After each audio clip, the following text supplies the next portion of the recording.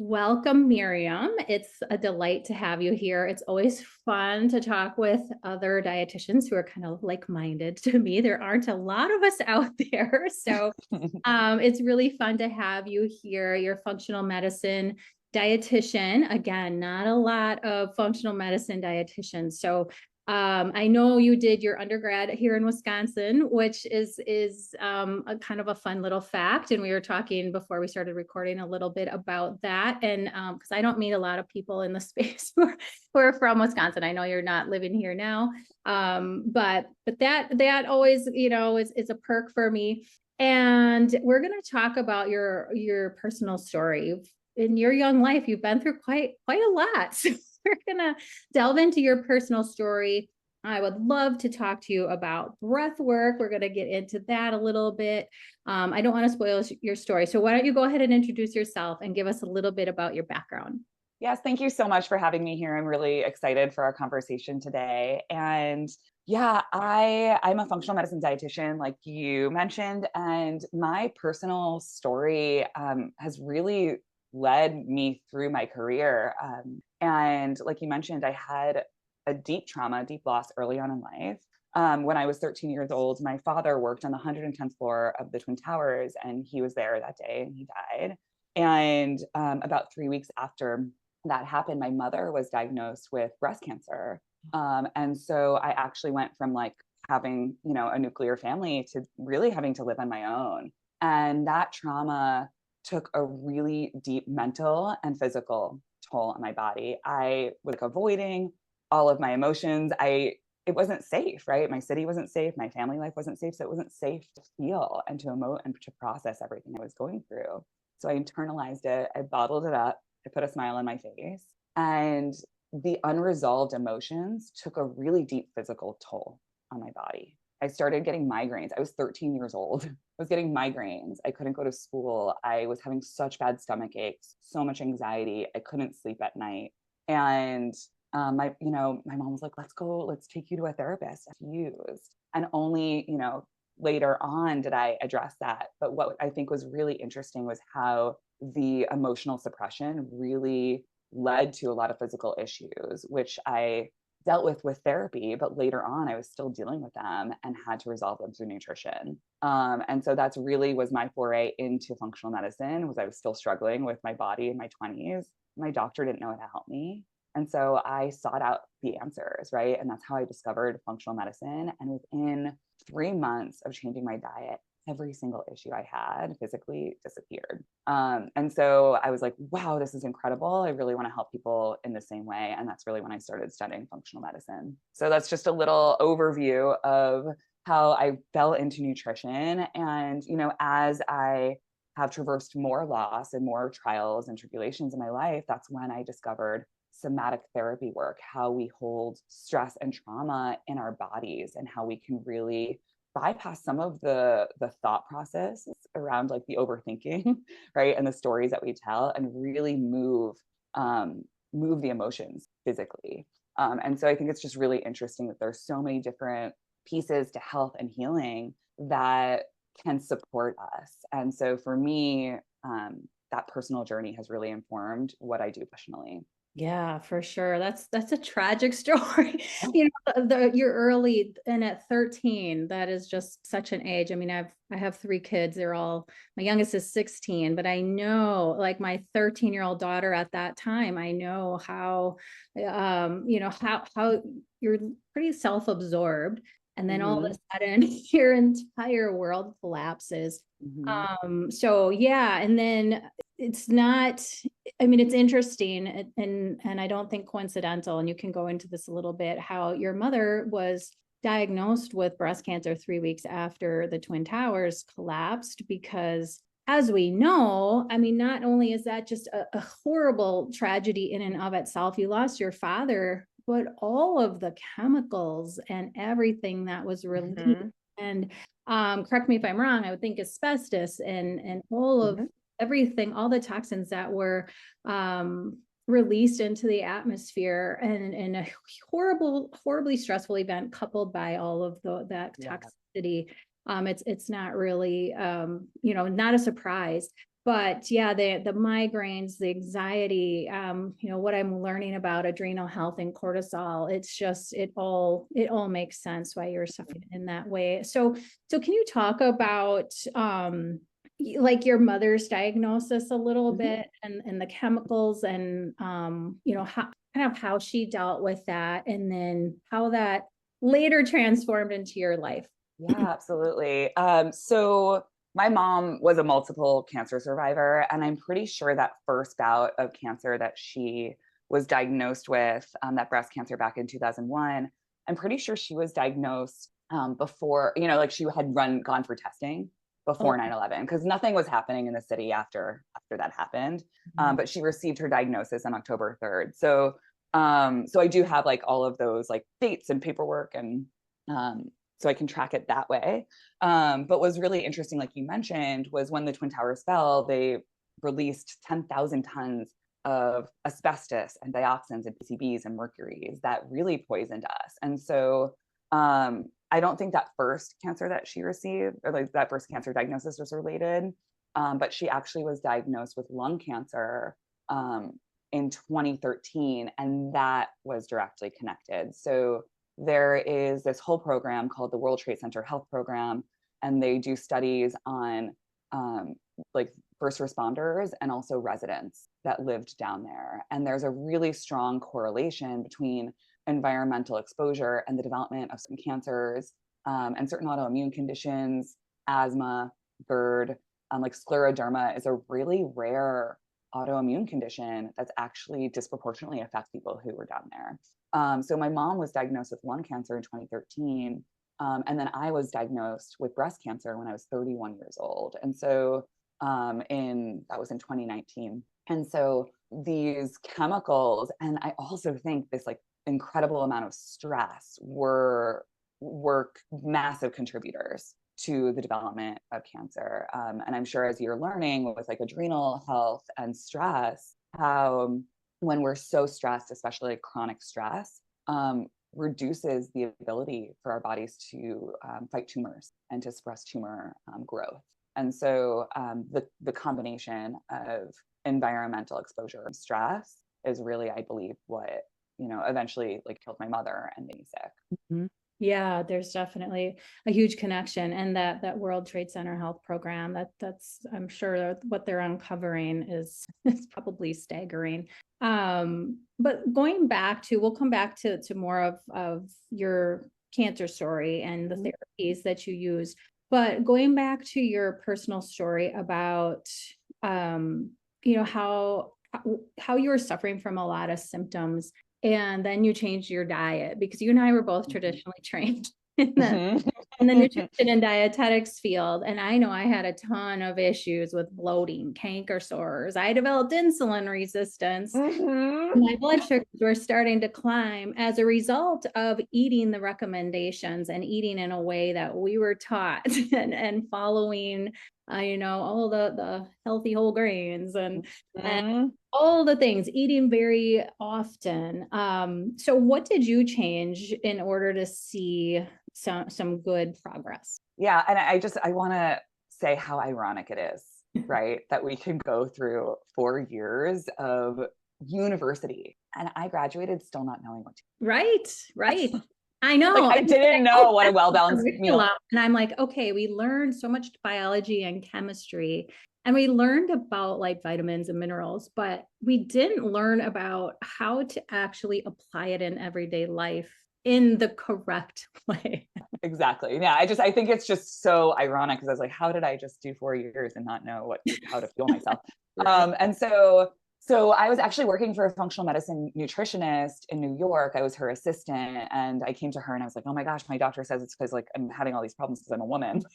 And she's like, no, let's run some food sensitivity testing. And so that was my intro to feeling better in my body, was really running food sensitivity testing, getting a long list of foods, most of them gluten, dairy, a lot of other random things. But I was a vegetarian at the time. I was eating so many grilled cheese sandwiches and so much pasta.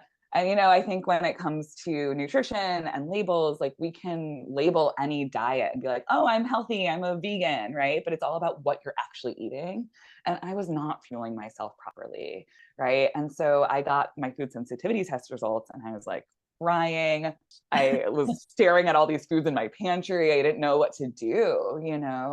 And I'm a dietitian. I can do Right. this, right? That's how I had to Confused, coach myself. everyone's confused, right? Exactly. And so after cutting, honestly, gluten, dairy, starting to eat meat again, and then introducing so many more plants in my diet, those were the huge shifts that I made that really, my body took a 180. Like all of a sudden I was sleeping, I wasn't in pain. I dropped 10 pounds that I didn't honestly even know I was holding. And I just felt more energized and vibrant. And I was like, oh, I can do this. Sure. Can we talk a little bit more about food sensitivity testing? Yes. Because I know that that can be like a hot button for people because I know I've come across people who have done food sensitivity testing and they have things show up and they're under the assumption like, oh, I got to avoid these things for the rest of my life. They have leaky gut and they get a food sensitivity test and everything that they eat shows up on there because it's all leaking out into the bloodstream and the immune system's reacting to it. So what are your thoughts? Like, what's the best way to go about food sensitivity testing? And how do you know, like, when do you retest to see if you've overcome those sensitivities? All great questions, and there's so much to break down here. Yeah. So, the type of food sensitivity test you run is really important. Not all tests are created equal. I know a lot of naturopaths out there are running IgG testing, and a lot of dietitians too. So IgG is an immune cell, right? Like that our bodies create in response to foods that we're eating pretty regularly. Now, if you have leaky gut, which is, if you have hyperpermeability in your gut, if you're not digesting or absorbing your food well, you're going to have more IgG reaction. But IgG doesn't necessarily mean it's going to create inflammation. It can go to different pathways. It can create inflammation or it cannot create inflammation. And to complicate it even a little bit more, there are other inflammatory compounds in our bodies that can be reacting to food, not just IgG. So I don't run IgG tests anymore. I used to. What I run now is an MRT test, which you might be probably familiar with. And it really looks at endpoint reactions where it's like, okay, these foods are creating inflammation in your body. It doesn't matter if it's IgG, it doesn't matter if it's complement, it doesn't matter like the way it's creating inflammation. It's just showing that those foods are. So that is the type of test that I run. So I think that it's really important to understand like, or Yes, have different results and different for quality. sure. And I think the next thing to mention is, food sensitivities aren't necessarily like the root cause. So there could be a lot of things contributing to leaky gut that can be creating food sensitivities. And so when you eliminate food sensitivities, it can be really helpful to reducing its symptoms, but it might not necessarily be getting at like the underlying reason why you're having a food sensitivity. For me, I think it was an extreme amount of stress, extreme amount of trauma, wore on my gut lining, as well as not eating well, binge eating, etc.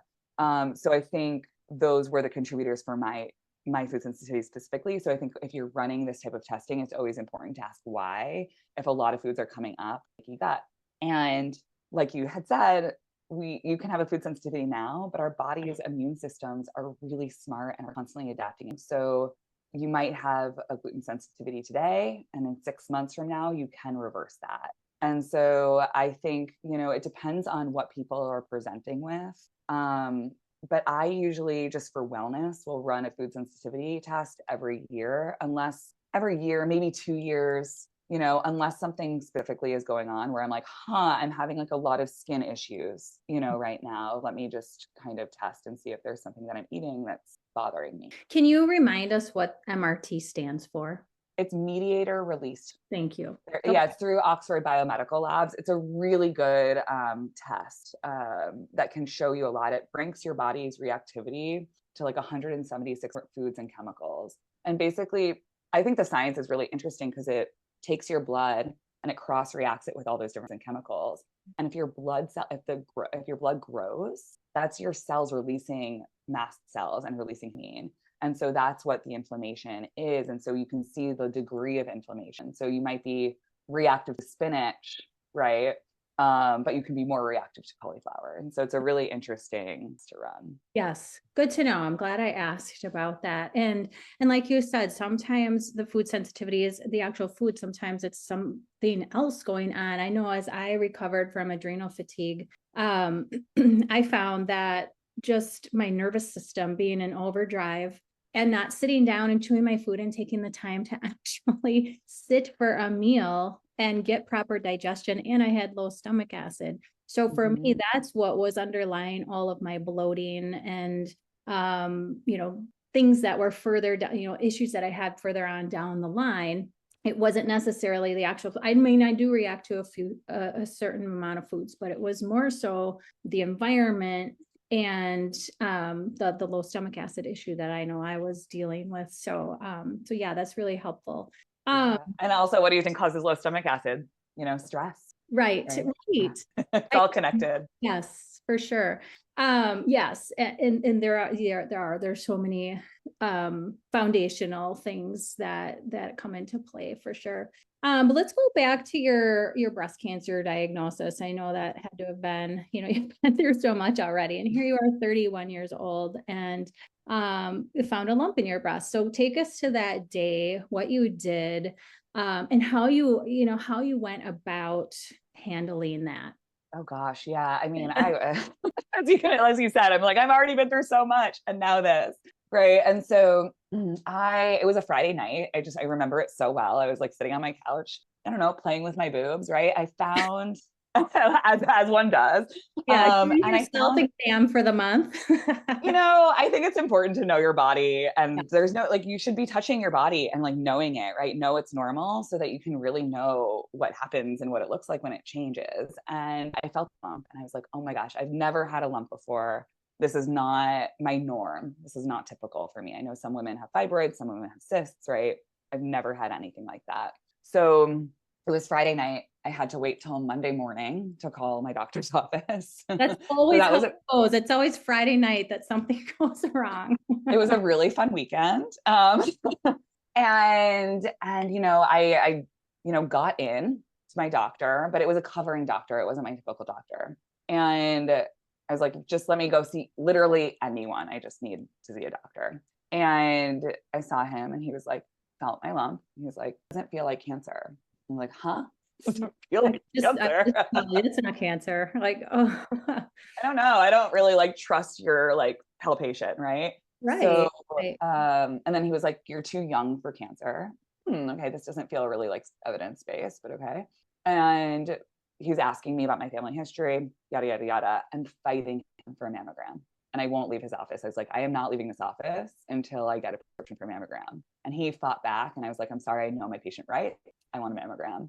As we know, they found the cancer, right? I went through a series of screens like mammogram, sonogram, ultrasound, biopsy, MRI, right? It comes back cancer. It turns out that I had 2 different lesions. And so they were like, you need at least a single mastectomy. I ran a lot of genetic tests. I think I ran 79 cancer-related genes and I came back negative for all of them. Oh, good. And so he was like, you can decide if you want a double mastectomy or a singlectomy. And I essentially opted for a double mastectomy because I was like 31 years old. I don't want to deal with this at any point in my life again. I want to reduce my risk as possible.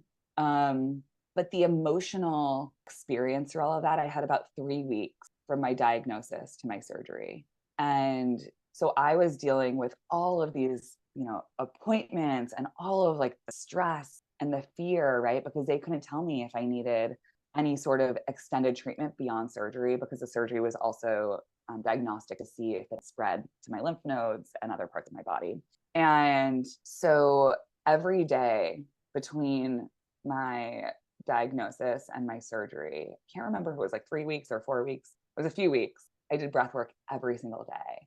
And I let myself cry in tantrums for about 10, 15 minutes every day, like scream at the top of my lungs, right? And just really get it out. And that felt like such a safe container for me to then be present as I was navigating, the early stages of that journey, so that I could ask the right questions, so that I could really feel present and grounded. and build my strength up enough for surgery, right? I was doing meal prep, and I was doing so many things to prepare myself because I knew I was going to be out for so long. Yeah. And so my approach, I think, has changed, from those early diagnosis days to then healing through the mastectomy, and then building my strength. And so, but I think, for me, the stress and that needing to hold on hope was a really big piece of fortifying my Yeah, process. for sure. Yeah, we'll come back to breathwork because I really want to talk about that and how that played a role, not only with this point of time in your life, but beyond, and how you use that now to, as part of your treatment plans, their therapies when you work with people individually. All right. So you went through the surgery. Tell us what happened after that. Like what did you have to do as far as therapy goes and in your recovery afterward? Yeah. So it's really it's really interesting, right? Because your doctors, they save your lives, right? Especially cancer doctors. They're like oncologists, they come in, they save the day, and their role is to cut the cancer out. Yeah. Right. But it's like what happens after? Yes. Right. Yeah. Like I feel like crap, like I've never felt so horrible in my life. That was the weakest that I've ever really been. And I think, again, my mindset and how I went into it was made it a lot more challenging for me. But yeah, so rest was a huge piece, especially, in the first few weeks, like really just allowing myself to sleep and rest as much as I possibly could, because that's such a key in healing. But when I was ready, I started to engage physical therapists. My surgeons told me I didn't need a PT. I'm still going PT. It's 5 years later. I'm still going to PT every week, every other week, to help me build my strength and work on spinal issues that was created from the surgery. But I also engaged a lymphatic drainage person, right? I was experiencing a lot of fluid retention in my chest and a lot of pain. And lymphatic drainage really helped to move some of that fluid and some of that swelling. And then, of course, I was nourishing myself really well. I had meal prepped 2 to 3 months of meals and I froze them all. Good for you. Yeah. I was like, I know this is going to be a lot on the people around me. So and I know that I love eating my own food. So I'm going to prep my own food. Yeah. Right. And then what else did I do? Oh, and then I also had a naturopath oncologist, and she was really helpful in helping me with a supplement protocol for surgery. So of course we removed all of supplements that were going to be causing bleeding and, increase my risk. But she also helped put in supplements to reduce swelling, to reduce bruising. And when I got my bindings off after surgery, the nurse gasped and I was like, what's wrong? And she was like, wow, I've never seen someone with, looking the way that you do after this surgery. She's like, usually it looks like you're hit by a truck. Yeah. And she's like, you actually look like you're a few weeks further out than you are. So I thought that was really interesting as well. And I do think that the supplements help expedite my, find your naturopath oncologist. I actually went to see a different naturopath, and she told me that I met with her after 10 minutes. She's like, you're outside of my scope. I can't help you, because I wanted to work on, cancer stuff. Yeah. And so she was the one who found this naturopath oncologist who I actually later on fired. And I'm working with a different naturopath now. And I fired her because she weight shamed me. Interesting. Yes. I was on tamoxifen. So that was part of my medical treatment. Yeah. And We'll I had get to go on into that tamoxifen. too. Yeah. And it made me insulin resistant. I was on it for 3.5 years. I gained 40 pounds on it. Wow. And I didn't change. I was still working out. I was still eating the same. And it made me gain 40 pounds. And my naturopath was actually weight shaming me for it. And she was just telling me to eat less avocados and to eat less roasted vegetables. And I was just like, can we just agree? This is a side effect of my medication and it's nothing that I'm actually doing. Right. So I guess the lesson of that is to constantly check in with yourself, vibe check it, because you know your body best, right? And there's a lot of different providers out there with a lot of different opinions. Yeah, it but they're just not goes to necessarily show you bad. like those change in hormones from the tamoxifen. I mean, it's not calories in, calories out. There's so much that goes into play with it. Yeah, 40 pounds, that's a big shift. Oh So yeah, and I have like a 4 somewhat small, pounds. yeah, I have a somewhat small frame, right? And so that it just felt like a lot in my body. Like I didn't feel connected to a body that I'd spent 30 years getting to know. Right, right. Okay, so the lymphatic drainage, the naturopathic oncologist that helped you with your Mhm. supplement protocol, with the lymphatic drainage, was that where breath work kind of was coming into play? Or was it dry brushing, or what was that all? What were you doing Oh, for? lymphatic drainage. Yeah. A woman would come to my house with a massage Okay. table Okay. and work on me for Okay. like 2 hours. And she had these little, she had this machine with like these like vacuum suction cups. And Okay. she basically like worked on my stomach, right, first, and then she worked out from there. And so that was the tools that she used. I physically like wasn't able. I was Yeah. another part of my story that we don't need to get into too much, but I was also attacked like 5 days before my surgery. And so Oh I my was like in a lot of like, I went into my surgery like in a lot of pain, Traumatized, yes, which isn't a good very, a lot of trauma. thing. Yeah. So I think that was like part of it. Like I couldn't, like I was already in pain going into the surgery plus the surgery. Like I couldn't do my own drainage with the brushes, but that's a really good tool that I use now, right? And recommend that other people use as well for lymph Okay. flow. Okay. So the tamoxifen caused a lot of issues for you. I know the waking, the night sweats, Mm-hmm. not sleeping. You were eventually able to discontinue that, correct? Yeah, it also caused me neuropathy. I got like the 1% Yeah. of side effects. You don't want to mess Everyone's like, with that. this I is know. not a thing. And I Yeah. looked it up and I was like, no, it's a 1% side effect, like the amount of side effects that I had. Yes. So I was able to go off of it after 3.5 years. I would show up at my oncologist's office every 4 months, like crying how I wanted to go off of it. And after 3 years, she was like, okay, we can run this thing called a breast cancer index. I don't usually run it until 5 years because basically it's a measurement of your cancer risk after 5 years on tamoxifen. But I was just so miserable and I was just pushing to run it and to go off of it. So she did that for me. And it turned out that my risk for recurrence after 5 years on tamoxifen would have been like 3%. And so I asked her, I was like, what is my risk for recurrence now if I go off of it? And she's like, well, there's no data for that. But I was like, okay, if you had to guess, if you had to assume, is it double, is it triple? Like, where are we talking? And she's like, it's probably double. So 6 to 10%. And I was like, you know what? For my quality of life, like, I think I'm okay with that number. I think I'm okay with that risk. Mhm. And so I think that it's just really different for everyone. I think, if I didn't do the double mastectomy or if I came back BRCA positive, right? Like I may have made different choices. Sure. But those are the choices that felt right for my body. Yes. Okay. So you're able to go off of that. And Mm-hmm. did all the side effects go away for you then?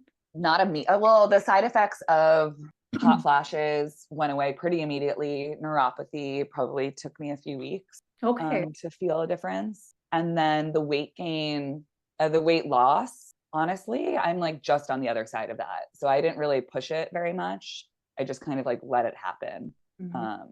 And it just came off. Right. Yeah. So, Yeah. Great. And the neuropathy, that can be scary. I know when my son was really ill with some digestive issues for several years, and one of the medications that he was on, like neuropathy, was one of the potential side effects. And he would say something like, "Oh, my fingers feel numb." I'm like, "Oh my gosh! Like if this goes any further, that's not something you. I mean, a lot of times you don't get the feeling back. So I'm glad that was oh reversed." yeah, I'm really glad that it was reversible too. I still have bouts of that where like my hands fall asleep and it is a throwback to those moments. But when it comes to like B12 deficiency, that's pretty irreversible. But it is lucky that the side effects weren't for sure. Yeah, yes. All right. So where are you at now with like, because I know a lot of people wonder about that. So a lot of people that I've interviewed who's have are in, I don't know what you want to call it, breast cancer survivor, in remission, you don't have cancer. you know, occurring in the body. I mean, we all have cancer cells, but you're not dealing with that however you want to say it. You went through kind of the traditional and non-traditional Mhm. therapies to beat this. And I know a lot of people who have done that kind of combination. But where are you at now? Like, is your life still looking different? Is your nutrition different? I know we talk on this podcast because it's about metabolic health. We've talked a lot about intermittent fasting and Mhm. how that can play a role with just giving you not only gut rest, but allowing the apoptosis to occur in the cells while, especially while you're sleeping, just getting rid of junky cells that could potentially go haywire and potentially be an issue with cancer. But how does your life look different now, like nutritionally, mentally? Tell us where you're at. Yeah. Oh my gosh, my life looks so different now than it did 5 years ago. Thank goodness. And just to speak on intermittent fasting and time restricted eating, when it comes to breast cancer, what the research is showing us is 13 hours. And so that's really what I aim for Yep. overnight. And time restricted eating, I'm sure you've spoken about this on your podcast before, but it's much healthier, like metabolically, right? To stop eating earlier on in the day, like stop dinner or last time you're eating around 7 p.m., right? So that you can eat earlier on in the day and that you're not stressing your adrenals out early on the next day. And so that's something that I definitely try to do as well. And then in terms of nutrition in my life now, I am always checking in and I'm asking, like, what do I need to best myself? So last year, when I was on the other side of this tamoxifen journey, I decided that I was like, I know that my cancer was related to environmental exposure and 9/11. So I want to do environmental testing, right? So that's at that moment in time, I had mercury poisoning. I found out I had lead poisoning. My numbers were like off the charts. Like for mercury, it was just like beyond the red.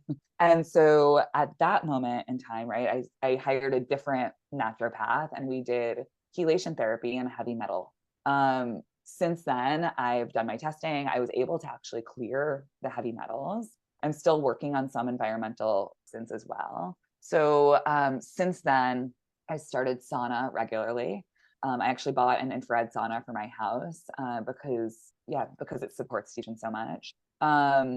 And in terms of nutrition at this moment in time, I engage a few fasts a year. And so I do, I don't know if you know the fasting mimicking diet, Yeah, but yeah. I yeah. wanted to ask you about that because I have actually interviewed one of the CEOs on here, and we've talked about the FMD Prolon, so the fasting mimicking diet. Yeah, well, that's the only like commercially available Yeah, version of the right. FMD now. And so I actually do that 3 to 4 times a year to Okay. support my metabolic health and to reduce the risk of breast Yeah. cancer. Yeah. And so it's just interesting. And like once in a while, I'll play around with glucose monitoring, right? And so it's just interesting nutritionally how we can begin to shift our approach when we show up and we're like, what are my goals now? Knowing that my body's needs and goals will change throughout time. Yeah. Um, and in terms of my life, like mentally, emotionally, I'm realizing that I don't want to waste time being unhappy, Mm-hmm. right? And that life is meant to be enjoyed, it's meant to be meaningful, right? And so, in terms of my work, I'm like, what don't I want to be doing? And I'm just Right. playing around with not doing those things, right? Not doing the traditional marketing thing, not showing up on social media if I don't really want to be showing up on social media. If I get an intuitive hit to be like, I want to take this trip, I book the plane ticket, Mm-hmm. And so I'd say that I'm working to get away from this like perfectionist mindset of getting life right and having it to fit in this like better way and look a certain way, and embracing the messiness of it all and just allowing myself to be fluid. And Yeah. And it takes a lot of maturity and wisdom to get to that point. And I know I've done a lot of that over the last couple of years too. And it's like I used to force myself to show up on social media constantly and run all these groups and see all these people all week long. And Even though it was very rewarding, it was also very exhausting. So yeah, I mean, and I feel like as dietitians, we're just kind of in that helping field, and we give a lot to our clients and our following and our community. And that's what we're here for. But we do have to be really careful that we're not overdoing it. And I think a high percentage of women in general have cortisol and adrenal issues because of this, but dietitians especially, I feel like it's a really high percentage. Honestly, anyone working in a healthcare, right? Especially like nurses, doctors, like the rate of burnout is huge. And like you said, we're like in a giving profession, but it's important to remember that we need to fill up our own cup so that we can show up in ways, not only for our patients and our clients and our communities, but also just to enjoy our lives, right? Yes, for sure. So what other, I wanted to go back to the chelation therapy a little bit. Because I'm pretty familiar with it. We were talking a little bit about this before we started recording. Like I had my son do some chelation therapy. He did not. So you used a medication called DMSA, which you definitely want to be monitored. So chelation can be really taxing on the body. So that's the removal of the heavy metals, and you need to be really careful about it and hire a professional who knows what they're doing, and so that you can remove it safely, because the last thing you want to do is move these metals around and not detoxify them, because then it could actually make you sicker. Because usually your body is going to store heavy metals in what it considers like a safer area to store them. A lot of times it's fat, it's thyroid, like bone, smaller glands, smaller organs. But tell us a little bit about your chelation therapy and how you went about that, because I think that's a really interesting topic, and I know it's getting a lot of spotlight right now. Like, oh, I need to do some heavy metal detox. But I think what people aren't aware of is how careful you need to be with that, and how everybody's potentially chelation journey is going to look different. Absolutely. And then also not all chelators are equal. And so I think that I've had patients do chelation therapy as well. So as dietitians, we can't prescribe chelators, but we can support the other processes that support detoxification. And I've seen, patients going through IV chelation therapy. And I think that like the faster, harder methods are not as effective, because our bodies have a natural detoxification and elimination system, right? Our liver is responsible for detoxing most of toxins, but also like hormones and metabolic compounds that are produced inside of our bodies. And then those compounds need to be released, through urine in our kidneys, through stool in our gut, or through sweat. And what's really important if you're starting out on a chelation therapy journey is making sure that those systems are optimized. And I think that's really what a lot of people are missing, is their livers are not functioning optimally. They're not eliminating, and they're not going to the bathroom every single day. They're not drinking enough water, right? They're not sweating enough. And what that does, like you had mentioned, is even if you're releasing these safely, right, and under the guidance of a professional, if they're not being released and eliminated from your body, they're going to recycle and be redeposited. And so whenever anyone wants to start out on some sort of chelation therapy or some sort of detoxification, you need to start by supporting those baseline process first before you even do the recommended chelation. So sauna, infrared sauna, eating lots of vegetables, cruciferous vegetables, fiber, working out are all related to it. And then there's certain nutrients, that are really significant. Yeah. Yes. And like we mentioned, you want to, if you do want to do more of the medication type of, there's oral, there's IV, but definitely need to work with a professional who knows what they are doing, so that you don't make your health even more. So the chelation therapy that I did, I think it was over the course of like 4 or 5 months, and it was 11 days of chelation, or it was 3 days chelation, 11 days off. So it was 2-week cycles. Okay. And each 2-week cycle, I also went for a colonic, and that I think was also really key in supporting like the elimination of those metals. Okay. And if I might ask, was the colonic Yeah. something that you went to for somebody to help you with that, or is that something you did at home? Oh no, so you can do like a home enema, but I think, I went to a nurse Okay. who did the colonics for me. And I timed it really closely with the chelation. So it was like a 3-day chelation, I think. And then on days 4 or 5, I would go Okay. and get a colonic. Okay. Yeah. But it's Interesting. really Yeah. important to do that with like a professional Yeah. person.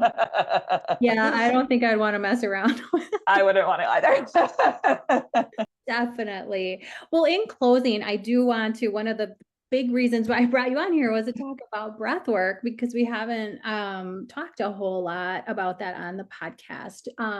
But how did that? So you told us about your healing journey and all of the things. I mean, it's been, a 2 decade worth of, like traumatic things happening and you moving through and making progress and coming out on the other side of that. But how does breath work play a role? Like, let's just kind of start with how you even discovered that as a adjunct therapy for you to overcome some of these issues. Yeah, I honestly just stumbled upon breathwork. I'm connected to this online community of business owners, and in 2017, this woman that I really looked up to, Amy Koretsky, she's amazing. She's a breathwork facilitator and acupuncturist based in Minnesota, Okay. and she was running a retreat in California. And I was like, I really want to come on the retreat. And it was happening in like a week or two. And she was like, Miriam, I'm sorry, it's sold out.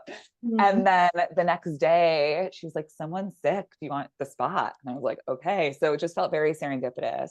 And the first night of the retreat, I was with 10 different business owners, and she led us through breath work. And it was such a wild experience because I had been doing yoga since I was 12 years old, right? My mother took me to my first yoga class when I was 12. So I've been breathing, but I hadn't experienced breath work like this before. It was an active breathwork practice and a huge release. So all of a sudden, like I was in my head, and then I would hear people like moaning in the corner and then someone crying and someone laughing. And I was like, what is happening? And I was like, wow, but I really look up to all these people. So there's something to it. And so I allowed myself to like sink in, to really just be in my body and be in the process. And it was this mind-blowing experience where like I was having this like waking dream. I was releasing things from my body that like I didn't even know that I was storing. And so that was my first like really impactful experience with active breath work. And through going on like different retreats, chefing retreats for breathwork practitioners, I began to be in more of these spaces and really see the impact that it had on releasing like old stuck stuff that I thought I had already dealt with. And so that was really how I started getting into it. And then I was like, again, like the functional medicine thing, I was like, wow, this is really life changing and mind blowing. I need to figure out how to help other people do the same. And so that's when I did my breath training. And I think breath work is such a powerful practice because we can change the rate of our breath and change our state of being, right? And so there are different breath work patterns and techniques that can be more activating. Like some listeners might know of Wim Hof, right? There's the Wim Hof type breathing, holotropic breathing. The type of breath work I practice is similar, but a different pattern. But it's an active breath work pattern where you're breathing in and out of your mouth, and extremely activating. And it helps to almost like bring up those stressful experiences for your body to process them in a really safe way. And so someone who comes to my breath work circle, they'll be like laying down and they'll be breathing in and out of their mouth for, time that we're together. They might have some visions, they might have some like psychedelic experiences or feel like really intense body sensations or emotions come up. And it's a really amazing release. But there are also different types of breathing that can help relax you and calm you. And so I think that there are different ways that you can utilize breath and breathing practices to support your body and what it's going through. So if someone's like really active or like really hyper anxious, right? They're probably breathing really into their chest. They're breathing more shallowly.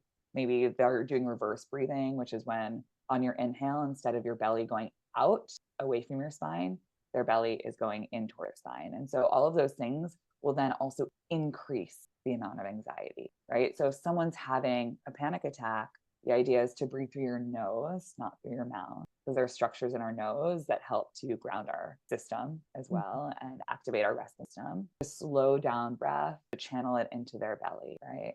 And so there are different ways that, again, we can use the breath to change our, to really support ourselves. Yeah. Yeah. And I'm sure a lot of it has to do with the amount of CO2 going in and out, and the interplay between the oxygen and the CO2. So I know I'm a real beginner with breath work. It's probably something that I should explore more thoroughly. But what would you suggest for someone like me who really hasn't explored breath work and wants to know more about it? I think it's really interesting to just begin into your breath. Even Insight Timer has some amazing, beginner breath work practices if you need some guidance. It's an amazing free meditation app. But if you're someone who's like, I've never really paid attention to my breath, it could be really interesting just throughout the day to be like, am I breathing? What's my breath doing right now? Mm-hmm. And just to pay attention. Or if you're feeling anxious, being like, where is my breath getting caught right now? Right. And just taking a really nice, big, deep belly in. Yeah. Another really nice practice, if you're looking to find something on Insight Timer or YouTube, is box. So Okay. it's a pattern of breathing where you inhale for a count of 4, you hold it for a count of 4, you exhale for a count of 4, and then you hold your exhale for a count of 4. Yeah. And what that does is it helps actually stimulate your vagus nerve, which is why it's so important for adrenal health as well. And it really helps to activate your parasympathetic nervous system, which is that rest and digest system. The reason I love box breathing is because you could do it while you're in traffic. You can do it standing online at the grocery store, having an argument with your partner, stressful moment at work, right? No one actually knows that you're breathing. Yeah. Yeah. Box breathing is one that I have heard of, and I do engage in that. But yeah, beyond that, pretty beginner with the breath work, but it can play a huge role. And like you said, a lot of times with adrenal health, we're kind of stuck in that fight or flight, and bringing us more into the parasympathetic zone is very important. Yeah. And you don't need to be like an advanced breathwork practitioner to like breathe. Like you're a human being, right? You have lungs, you're breathing right now, right? And so just any sort of consciousness that you're able to like shift your breath is going to make a really big impact. And so it doesn't need to be like this hill or a mountain, right? Like you can literally access it at this very moment in time. Yes. Well, this has been a really fun conversation. And here's 2 dietitians. We probably only spend about 10% of the actual interview talking about food and nutrition. But I think both of us are to the point where we focused so much solely on food for so long, and it gets you someplace. You make progress with proper nutrition for sure. And meal timing plays a huge role in health. But there's other things beyond food that are very important for healing and quality of life. And so I think this was a great discussion today. So where can we find you, learn more about you if people want to work further with you? Yeah, absolutely. My website is everybodybliss.com. And that's also my Instagram handle is at everybodybliss. And so that's the best way to connect with me. I also have a newsletter if anyone wants to stay in touch that way.